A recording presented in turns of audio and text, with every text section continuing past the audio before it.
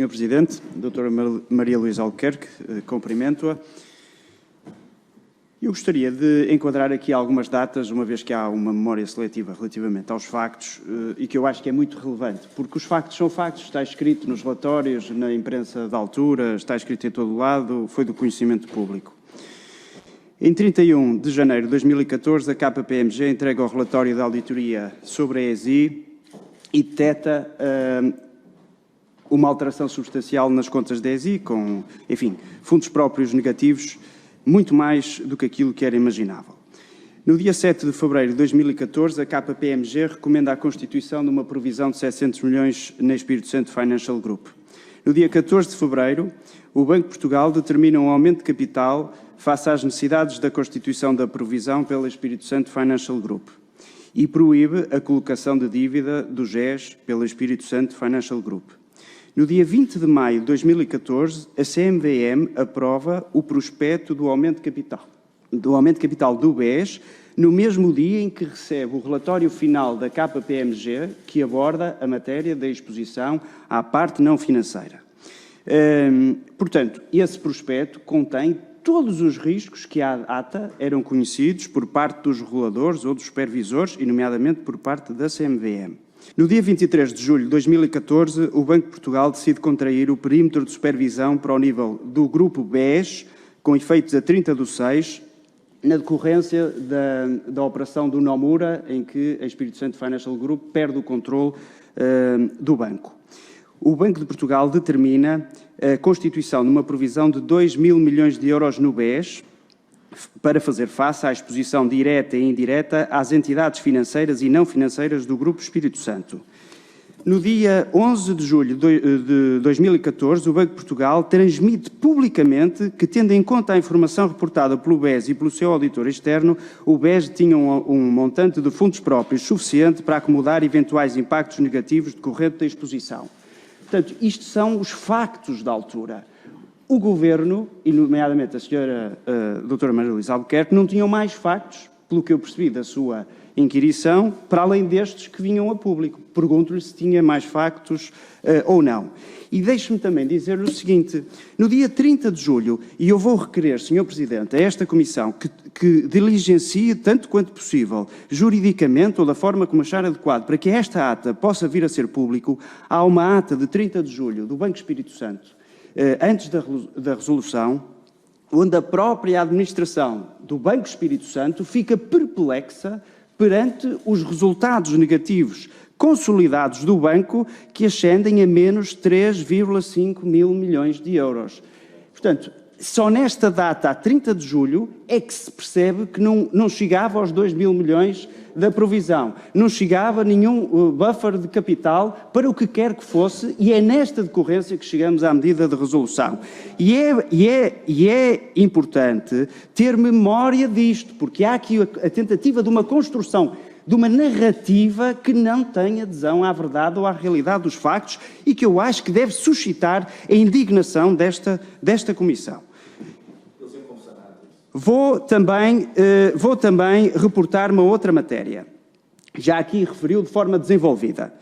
Competia-lhe, enquanto Ministra das Finanças, auditar o Banco Espírito Santo, o Grupo Espírito Santo, definir o perímetro, avaliar os ativos, avaliar todas essas coisas. Era uma competência da Ministra das Finanças e mais.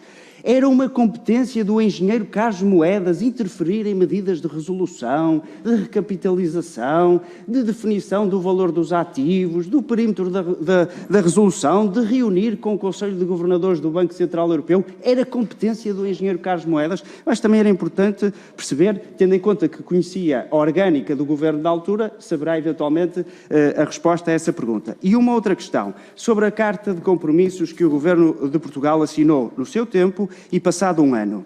No seu tempo, a Carta de Compromissos assinada, e que aqui já referiu, e que consta do processo de auxílios de Estado, fala da proibição de vender ativos a determinado valor sem autorização, de não poderem ter uma prática comercial agressiva, etc, etc. Mas não fala, por exemplo, como fala, ou como é referido na Carta de 18 de dezembro de 2015, assinada pelo então Ministro das Finanças, Dr. Mário Centeno, na necessidade de despedir entre 1.000 a 1.500 pessoas, ou de encerrar entre 475 a 550 balcões. E não fala porquê? Porque provavelmente, e pergunto-lhe, não eram conhecidos ainda factos suficientemente importantes em 2014 que permitissem perceber a real dimensão do que estava em causa com a transferência dos ativos para o novo banco e da necessidade da grande reestruturação que o banco eventualmente viria a precisar. Eu não estou a criticar a Carta de 2015, eu só estou a evidenciar que, à semelhança desta informação e daquela que veio a público, nomeadamente com o relatório da PricewaterhouseCoopers, que há factos que só são conhecidos na linha do tempo e é importante ter isto presente. E, portanto, eram as questões que eu lhe gostava de colocar e agradecia-lhe, então, que pudesse ser as suas apreciações. Muito obrigado, Sr. Deputado. Doutora Maria Luísa Albuquerque, faz favor. Muito obrigada, Sr. Presidente. Bom, eu, enfim, não tomei nota de todos esses factos que referiu, mas objetivamente conheço-os todos.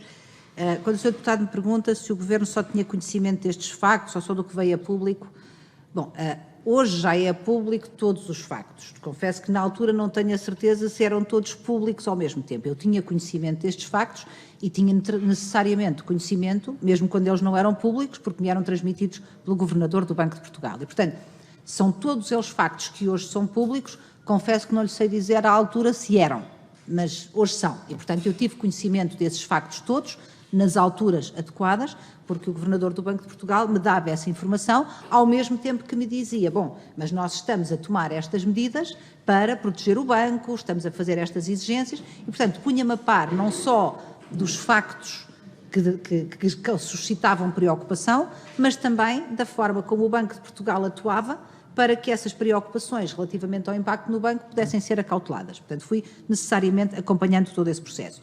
Mas a verdade é que sabíamos aquilo que era possível saber. Quando o Sr. Deputado refere essa ata de 30 de julho, que eu obviamente não conheço, aquilo que se veio a saber depois é que nem elementos da administração, e já não estou a falar do Dr. Vítor Bento, José Honório e Moreira Rato, mas outros elementos da administração que já lá estavam antes, tinham conhecimento destes factos.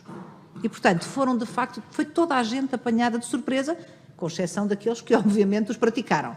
Todos os outros foram apanhados de surpresa. Há auditores que comunicaram depois ao Banco de Portugal e que depois o Banco de Portugal me deu nota a mim, que primeiro, de uma forma não quantificada, uns dias antes do dia 29, isso confesso já não tenho a data precisa na minha cabeça, mas uns dias antes do dia 29, me disse que tinha tido informação de que tinha havido desobediência e que isso teria consequências.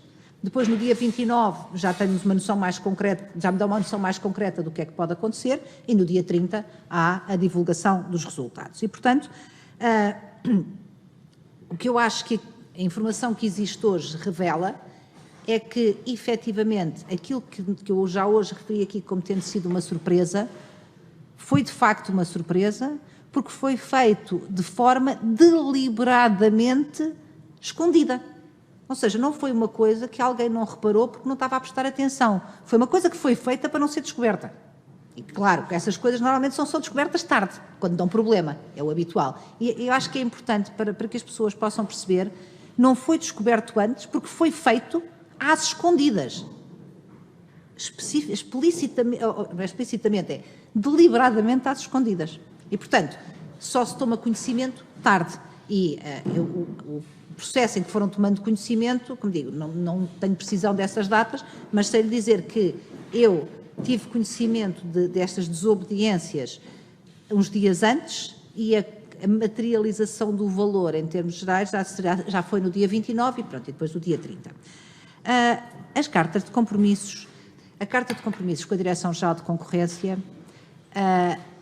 implica também, numa fase posterior, que foi aquela que o Sr. Deputado referiu, as consequências de um plano de reestruturação e de medidas que têm de ser postas em prática. Portanto, o auxílio de Estado é aprovado, nestas circunstâncias, aprovado à partida como sendo compatível com as regras, porque é assim que tem que ser feita uma resolução, mas depois o processo continua a ser acompanhado. Da mesma maneira que quem faz a resolução mantém o perímetro aberto para passar ativos, passivos, fazer ajustamentos, etc., quem verifica os auxílios do Estado também vai acompanhando o processo, porque se reconhece que num fim de semana não é possível fazer tudo no detalhe que seria desejável. E, portanto, até os próprios compromissos dessa natureza acabam por resultar mais tarde. Como, entretanto, entre o período da resolução e o final de 2015, quando refere essa carta de compromissos, houve evoluções, foi preciso ir interagindo com a Direção-Geral de Concorrência e registar essas evoluções. Mas aquilo que eu digo é que os compromissos que foram assumidos na altura, pelo governo que eu fazia parte, eram os compromissos razoáveis e são compromissos conhecidos, não há qualquer ocultação aqui nesta matéria, é tudo absolutamente público e transparente. Mas também é verdade que esses compromissos foram evoluindo com a própria situação. Mas, como digo, isto decorre da natureza da resolução, decorre do facto de quando temos uma coisa que tem de ser feita num período muito curto, tem de se permitir que ela fique suficientemente em aberto para fazer, no período seguinte, as correções que se revelem necessárias face a um melhor conhecimento ou até à evolução das próprias circunstâncias, porque também vimos aqui, e julgo que também está claro, que para além das correções feitas por alterações de avaliação daquilo que transitou primeiro de um lado para o outro, que também há um conjunto de fatores externos, como aumentos de exigências de regulação, etc., que tiveram impacto nesta matéria. Portanto, e a evolução económica, tudo isso influi. É um processo dinâmico que afeta tanto o lado da autoridade de resolução, como o lado da própria Direção-Geral de Concorrência, que tem de avaliar a matéria de auxílios de Estado, e por essa via, necessariamente, também o Governo, que tem de acompanhar e que tem de assegurar esse compromisso. E, portanto, não me parece, acho que faz todo o sentido que tenha havido posteriores compromissos assumidos sobre essa matéria, perante uma realidade que, entretanto, evoluiu. Mas os compromissos que foram firmados no momento da resolução foram aqueles considerados indispensáveis para respeitar aquilo que são as regras em matéria de auxílios de Estado. E eu espero ter respondido às questões que o Sr. Deputado me colocou. Não sei se me esqueci de alguma. Mas, favor, esclarecer. Sr. Presidente, só da questão da orgânica do Governo... Sim, peço desculpa, tem razão. Saltei essa. Bom, obviamente, como eu já aqui disse, não compete ao Governo nem a auditar bancos, nem grupos, nem ativos, não tem competência material, legal, técnica, como lhe queiramos chamar, para fazer esse trabalho, nem é suposto. Por isso é que nós temos reguladores e supervisores e por isso é que nós temos uma definição na lei das responsabilidades que cabem a cada uma das partes. O caso do Carlos Moedas, do engenheiro Carlos Moedas, conheço particularmente bem, naturalmente, fomos colegas de governo e eu também estava sempre presente em todas as interações com a Troika, portanto interagi muito com ele. Ele tinha, as competências dele eram de acompanhamento da execução do programa, da interação com os vários ministérios, mas essencialmente nas matérias das reformas estruturais, porque as matérias relacionadas com as contas públicas eram com o Ministério das Finanças e as matérias relacionadas com o setor financeiro eram o Ministério das Finanças, Banco de Portugal. E, portanto, o engenheiro Carlos Moedas, tendo essa visão global do programa, a sua área de atuação excluía aquelas que são as áreas do Ministério das Finanças, necessariamente, que é setor financeiro e matérias de contas públicas de natureza orçamental. E, portanto, não tinha competências quaisquer que elas fossem nesta matéria e, portanto, enfim, julgo que terei respondido. Não tinha, nunca teve, nem envolvimento sequer, porque não fazia sentido, não era a forma como o trabalho estava distribuído entre nós. E, por exemplo, eu acompanhava todas as reuniões, mesmo antes de ser ministra, todas as reuniões com a Troika das responsabilidades nas matérias na área do setor financeiro, com exceção daquelas que envolviam matéria de segredo ou bancos que não tinham sido intervencionados, como era o caso do BES, e nesse caso não havia nenhuma razão para que o Ministério das Finanças lá estivesse sentado, portanto não acompanhava, mas o engenheiro Carlos Moedas tinha de facto um âmbito de intervenção mais limitado e que excluía esta área, de acordo com aquilo que foi a forma como o Governo se organizava para fazer o trabalho do Programa de Ajustamento. E acho que agora respondi a tudo. Obrigada.